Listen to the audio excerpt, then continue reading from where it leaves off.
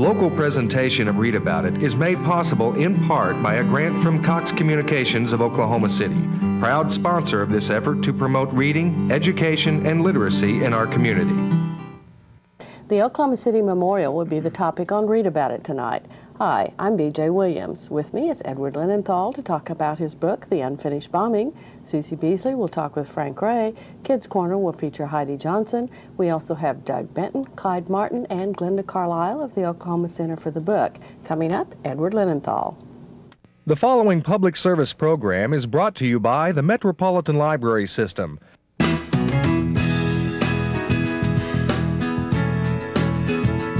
And now, Read About It, with your host, B.J. Williams. Edward Linenthal is the Edward M. Penson Professor of Religions and American Culture at the University of Wisconsin-Oshkosh. He has written Sacred Ground, Americans and Their Battlefields, and Preserving Memory, The Struggle to Create America's Holocaust Museum. He is the co-editor of History Wars, The Enola Gay, and Other Battles to Preserve America's Past. And he's here to talk about his latest book, The Unfinished Bombing, Oklahoma City in American Memory. And I'm going to ask you my normal question, which is what inspired you to want to write about this particular topic? Well, I've spent my whole career writing about historic sites and the impact of memory on events, the representation of violence in our history, and when I found out about the work of the Memorial Task Force, I was fascinated, called Bob Johnson, the head of the task force, came to Oklahoma City in the spring of 1997 and met with family members and survivors and some of the civic volunteers who were involved, and knew then that I wanted to spend a good deal of time here over the next few years writing not only about memorialization and the unique process here, but the impact of the bombing on an American city and on the wider culture. So for the past 4.5 years, I've been immersed in the life of this community and the impact of the bombing. So you came here with the idea of looking at far more than just creating the memorial. I did. I first thought of a book that would be very much like my book on the U.S. Holocaust Memorial Museum, which focused on really the biography of the making of a museum, but it quickly became apparent that the story here was not just about memorialization, although that's a very important part of the story, but more than that. Well, I was impressed that you started the book talking about the various narratives that are going on here, and as I mentioned earlier, I have found that a lot of people not closely involved in it seem to have a very singular view of what has been and is continuing to happen here. It's been interesting. Family members have told me that as I talked about these different narratives through which the story was told, that it's not just a public story of how the event was told, but that people lived these narratives out. The most popular, and we see it now after 9/11, a kind of progressive narrative. Yes, it was horrible, but it will renew us and we'll all come together and we'll rebuild, be it the Muir Building or the World Trade Center, bigger and better than ever. But there were other narratives at work as well. There was a traumatic narrative by which victims of political violence were transformed into patients who were ill. The problematic language of post-traumatic stress syndrome when applied to so many people, many of whom did not want to inhabit this kind of iron cage diagnoses and acted against it in all kinds of forms of active grief, be it work on the memorial or work for victims' rights. There was a toxic narrative, of course, as well, from which the title of the book comes, that this kind of event lives on in all kinds of destructive ways in people's lives, and is a powerful narrative that we dare not forget. And also a redemptive narrative, the way that religious communities mobilized their resources to help people struggling with the meaning of the bombing. So that was an interesting way to write about these different narratives, and I know one family member wrote me and said that all of these are present in me in some varying dimension in my life. So it was interesting to hear that. Well, and I have certainly lived that. There have been times when, as you said, the toxic narrative, and I can see this in the city, and I think you mentioned it here, grandmothers writing in about really evil ways to kill someone, and at the same time, then you're also getting stories about people who are finding religion for the first time or reaffirming it and going on from there. So it's a very mixed bag. It is, and I think people bring to these events and engage the events with a whole variety of resources, and that kind of mapping is something that I tried to do in the book, and it was an incredible experience because so many family members and survivors and other members of the community let me into their lives in very intimate ways and gave me a kind of trust, that I would deal with the stories respectfully and honestly, and I felt certainly that kind of moral imperative with every word that I wrote in this book. Well, I was also fascinated with your insight into how we actually created the memorial in the end. It was obviously an approach that had not been taken before, and that presented its own problems, didn't it? Well, of course, and I think that the unique process here that began only a couple of months after the bombing and was consciously designed to help people struggle and engage with the meaning of the bombing. So it's not this distant language of commemoration, but an immediate language of engagement with the event. It brought people together who would never find themselves in the same room. It gave people voices for the first time in a community activity, some of whom have remained active now publicly. It was a kind of triumphant example of the arts of democracy, I think, and an incredible process when people seared with immediate violence come together and realize that the process of how they do this is in fact more important than the end result. And I think Oklahoma City, the resources here, the model of memorialization has an awful lot to teach us today after 9/11 when, for example, in New York, immediately the focus is on design, what the memorial should be, with very little attention so far, although this is going to have to come to what is a memorial, what's the function of memorialization, why are we so interested in the languages of memorialization in American culture today, who's enfranchised to make decisions about this, how do we include family member and survivor voices. The process here, I think, gives a lie to the sort of elitist argument that was even made here by some design professionals that family members and survivors of these searing events cannot be involved because they're too close. And this process, to my mind, proves absolutely wrong. Well, I think anybody who goes down and sees the memorial can give the lie to that statement, because what we have created here, I think, is a really beautiful place. It's an eloquent place, for me especially at night, and it reflects very much the sensibilities of family members and survivors with its focus in the museum and outside on faces and names and stories.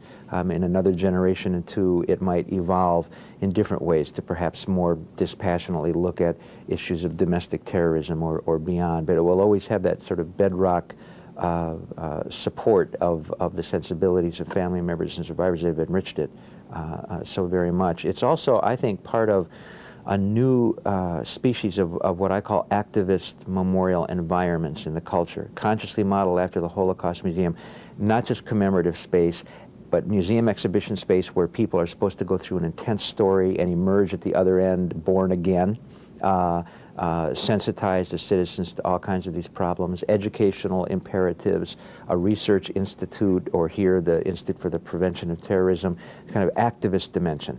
Thank you very much for being with us. My pleasure. We've had with us today Edward T. Linenthal talking about his book, The Unfinished Bombing, Oklahoma City in the American Memory. Coming up next, Susie Beasley will be talking with Frank Ray. Frank, tell us a little bit about these two outstanding videos, Bringing Up Baby and His Girl Friday. Okay, both of these are four-star, your typical screwball comedy that they made back in the the mid-30s and the 40s. Mm-hmm. These both were directed by Howard Hawks, and Howard Hawks is I'm more familiar with Howard Hawks in the adventure and the Western movies that he made. Mm-hmm. But he made some very good screwball comedies, apparently, also. And these are the epitome, 4-star rated. His Girl Friday was based on the play and the book. Older movie and book, mm-hmm. The front page. Mm-hmm. We may even have that in the library. I didn't check. And mm-hmm. It's been remade several times over. The last I can think of is Broadcast News. Mm-hmm. But Cary Grant and Rosalind Russell, who plays in the His Girl Friday. Yeah, that's Cary Grant and Rosalind Russell, and Cary Grant is the lead on this one. On Bringing Up Baby, Katharine Hepburn is the main lead on this. Mm-hmm. And Bringing Up Baby is about the annex with a pet leopard called Baby that Katharine Hepburn has received for her aunt. And Cary Grant both plays kind of like Harold Lloyd. It is the kind of the character he portrays in this, kind of like a Harold Lloyd silent scene screen star, which is one of his favorite actors. Right. Both of these are just excellent to watch.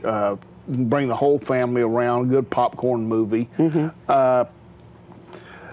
Again, if you need to pause it, you can stop. You don't have to worry with commercials. Yeah, and I know that Howard Hawks has been featured on several documentaries on filmmaking and Hollywood history. Yes, Howard Hawks has been on several documentaries, biographies, and just other special productions on AMC and Turner Classic Movies, as well as both these movies because they are so important in the film history, and they're both in the preservation mode, film preservation mode, and they are shown in when those. Right, and trying to keep the authenticity and the original versions intact without the colorization and new technology.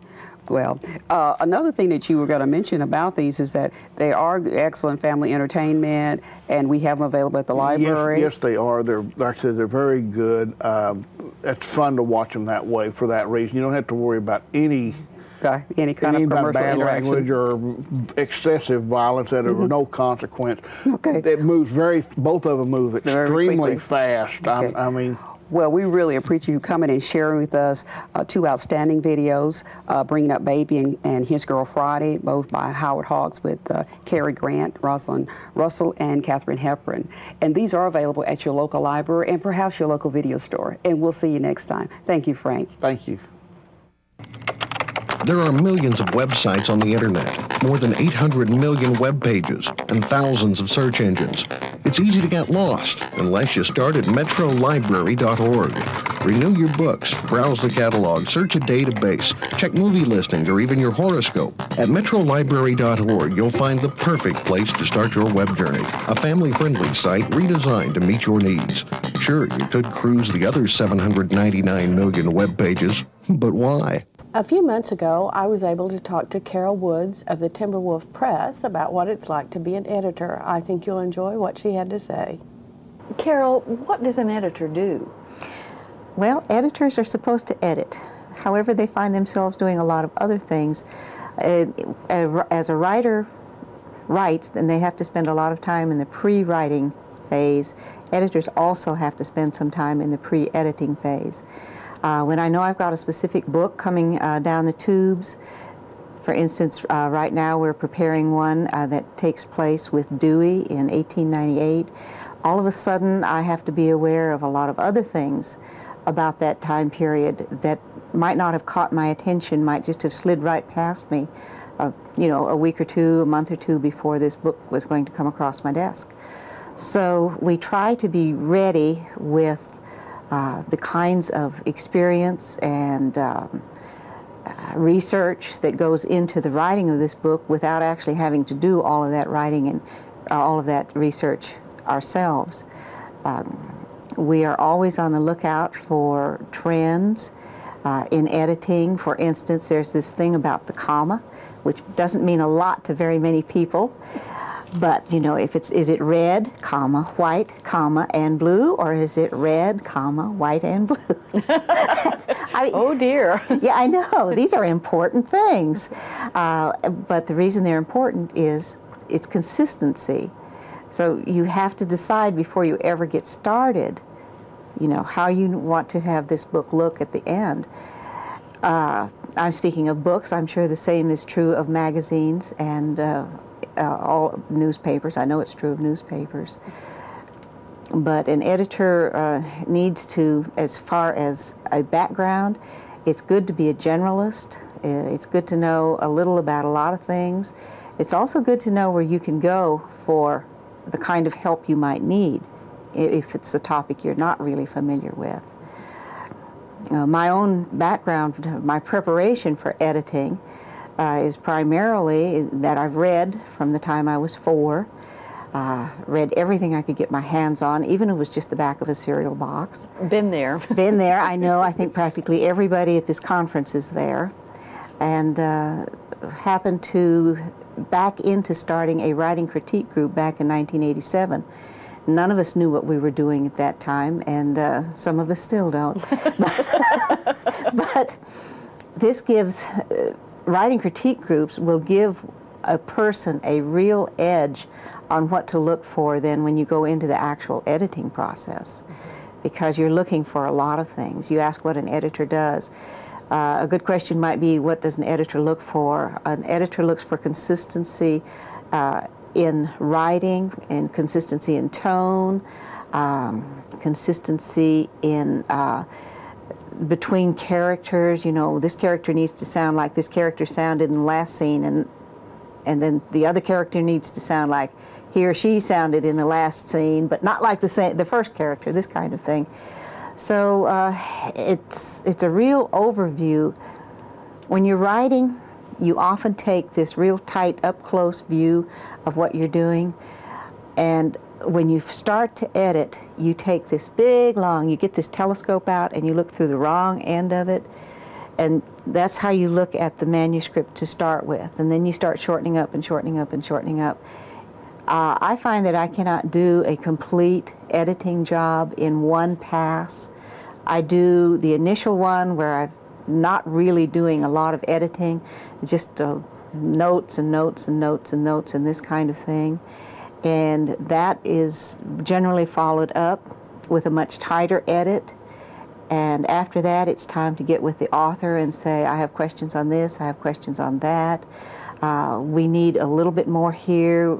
We've walked into this room that we've never been in before, and we don't know what it looks like. We don't know even where it is in relation to where other places we might have been. So those are some of the things that editors do. They also try to keep their desks clean. Well, then maybe I better not try for editor. Because well, and when you work for a press, as you do Timberwolf Press, I'm sure that they have perhaps a certain style or a certain feeling that really you want all of your books to convey, I would think. Yes, we are interested in books that move, stories that move. Because of one of our marketing, especially because of one of our marketing efforts, things have to be happening all the time in our books. When we take a title, we bring out a trade paperback. At the same time, we're creating an audio theater version on CD and tape and all of the usual formats, plus downloadable in all formats off of our website.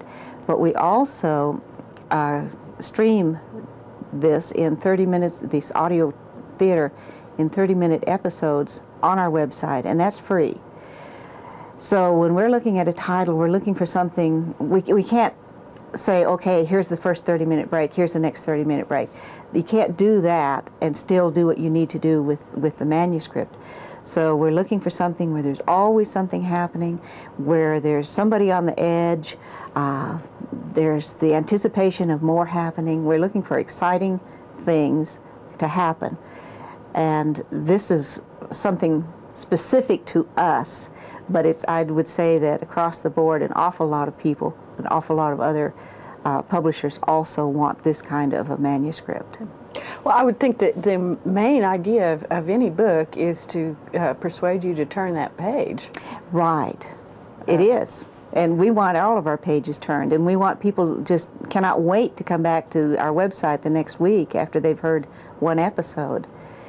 Everything about a book is to catch the reader's attention, you know, from the cover, from the inside copy, just from the look, the smell of a book. It's all to catch the reader's eye and say, take me home, take me home. And keep turning those Yes, pages. I'm an adventure you haven't had yet. Come on. Right. Now, do you solicit manuscripts at Timberwolf Press, or do people just send you things and you find the one that suits you best? Yes to both. One of the reasons that I attend conferences like this and make myself available to various other attendees is to get out the Timberwolf story. Let them know we're there. We're relatively new. We've only been had our doors open for about 16 months now. So we just, I answer questions. I tell people what we want. We send flyers to conferences that we can't get to. And there are certain topics that we are interested in. We make a real effort with science fiction fans, for instance, because we personally just love science fiction, although we publish science fiction, fantasy, mysteries, and we've got a techno-thriller.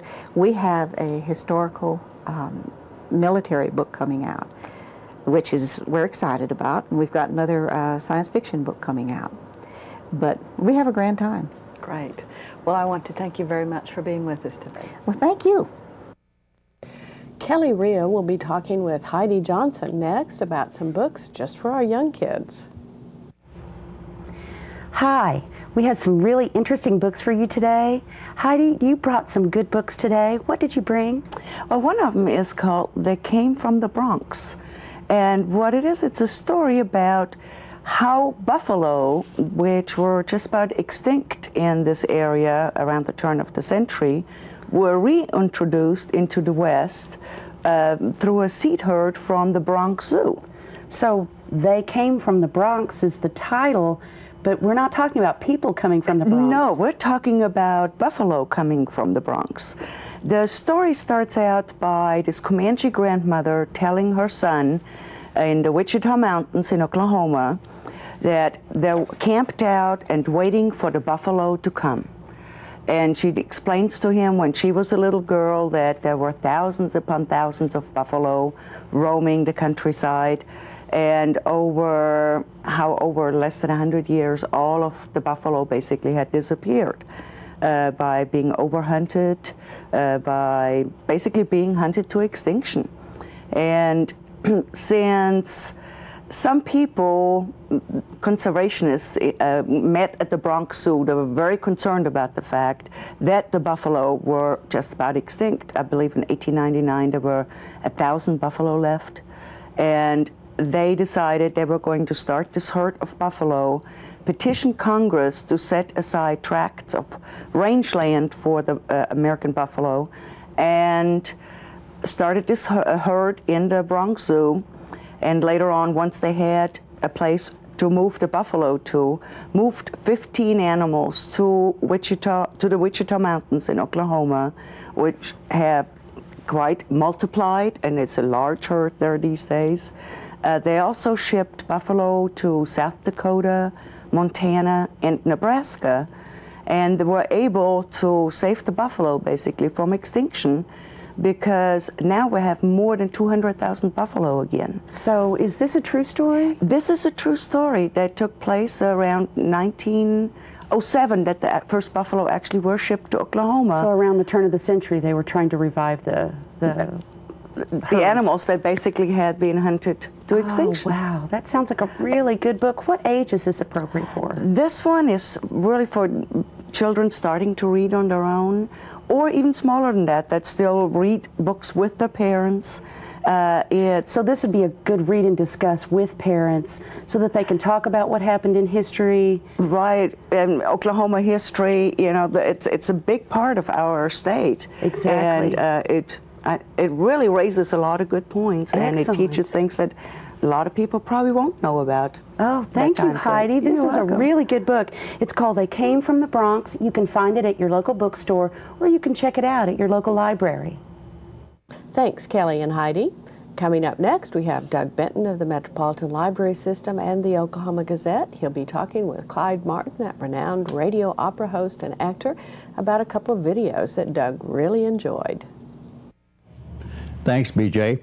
Doug, you have a video, a DVD video of a movie I haven't seen, Shrek, so you're going to have to tell me all about it. How could you not have seen Shrek? Everybody in America has seen Shrek. I don't go to many movies. Well, Shrek came out earlier this year. It has just been released on on video and DVD. And it is kind of an anti-fairy tale about an ogre who goes to rescue a princess and the adventures he has with his talking donkey companion. It's not Disney. It was released by DreamWorks, the Steven Spielberg's company. And it's kind of anti-Disney in many ways. As you watch it, you'll see several pokes they take at the Disney Corporation, and the villain actually looks a little like Michael Eisner, who is head of the Disney Corporation now. So it's fun on a lot of levels. It's a cute movie for children, but there's also a lot of in-jokes and things that go over the head of even some of the older children, so adults can watch it and have a good time with it. And the voice work was provided by Mike Myers and Eddie Murphy and Cameron Diaz and John Lithgow. So it's got an all-star cast, even if you never see any of them. It was released on video and DVD the same day that the new Disney film Monsters Incorporated hit the theaters, which is also considered an attack on Disney. So I think Hollywood insiders may be reading a little bit more into some of the material here than is actually there. But the two films, these are the two that'll probably go head-to-head for the new animated film Oscar. There's a new Oscar this year for feature-length animated films, and these two are the ones I think will probably be slugging it out. Well, now is this not strictly just a children's film? I mean, oh no, it is. I know you enjoyed it, but I mean other adults. Oh yeah, I think. Well, I don't know. Yeah, I think other adults will too. And I think the more you know, the more you can remember of all the Disney animated films you watched growing up, the more you'll appreciate this, because there are little bits and pieces in there that kind of parody some of the early Disney stuff, but they also make fun of the river dance thing. When Robin Hood and the Merry Men come out, they do river dance. They do a river dance routine. So there's a lot of stuff in it that's fairly hip, if you will, for the grown-ups. The other DVD I brought. Oh, by the way, this is not just the movie. There's also 11 hours of other material added to this. If you get it on DVD, I don't know what the video will be like. The other DVD I brought is called The Veil, and this was an unbroadcast television series that Boris Karloff hosted and acted in the 50s. The Hal Roach Studios produced this. They made 9 30-minute episodes, and it was kind of a Twilight Zone-y sort of show, but they never sold it. And so the episodes just kind of floated around in limbo for years. They were released on video a couple of years ago, and now they've come out in this DVD package. So if you're interested in early television or the career of Boris Karloff, you got to take a look at this one. That's why I wanted to see him. Thank you very much, Doug. Shrek and The Veil.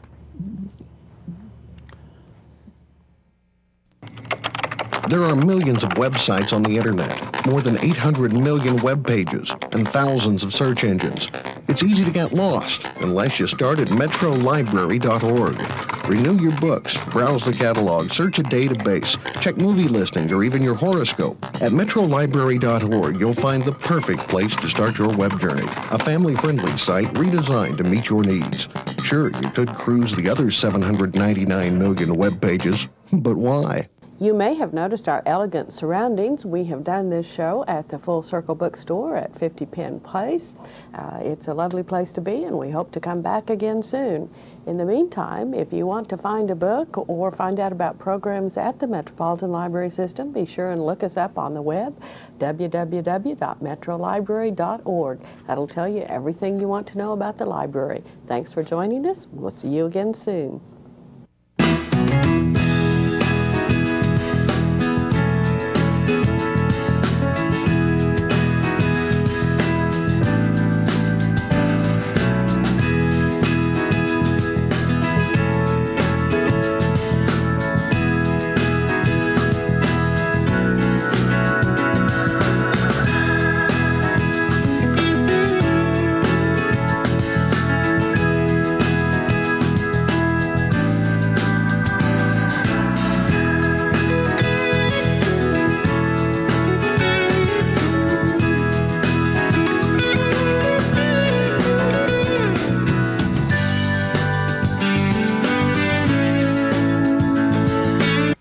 Local presentation of Read About It is made possible in part by a grant from Cox Communications of Oklahoma City, proud sponsor of this effort to promote reading, education, and literacy in our community.